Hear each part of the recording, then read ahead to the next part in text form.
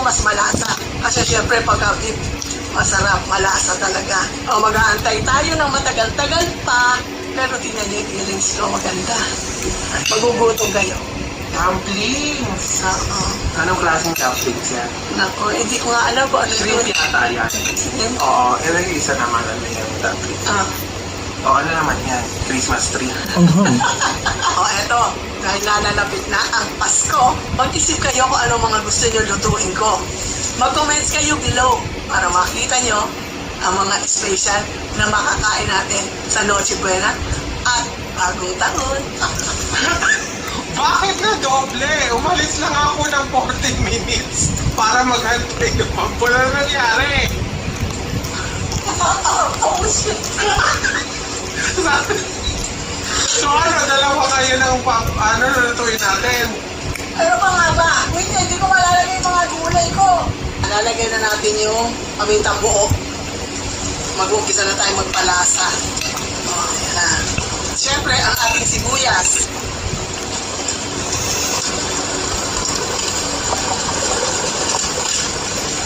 Haluin natin ng konti.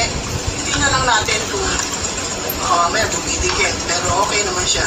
Lagyan natin ng konting asin. Mga 1 teaspoon. Mamaya na tayo magpalasa pagka yung maluluto na siya. Nagtataka kayo kung bakit halfway na natin nilagay yung ating onions at saka yung pamintang buo. Kasi gusto ko medyo malambot na siya at nandun na yung lasa ng karne sa sabaw. Para ilalagay na natin yung onions at maa-absorb na rin siya ng karne. Sarap lang.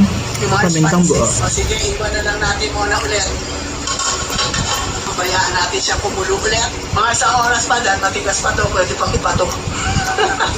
Oh, ito pinalalambutan natin ito, reserva lang yan. Para kung maumbos yung isa, yung mga karne nun, pwede na lang natin isalin doon.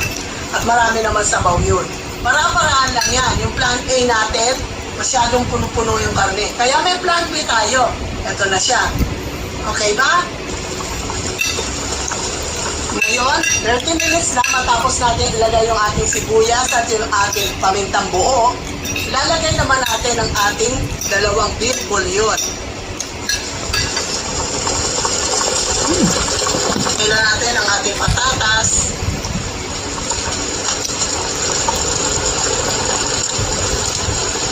Carrots.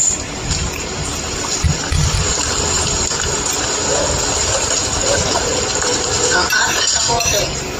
Last bite of the olive egg. Yok na lang.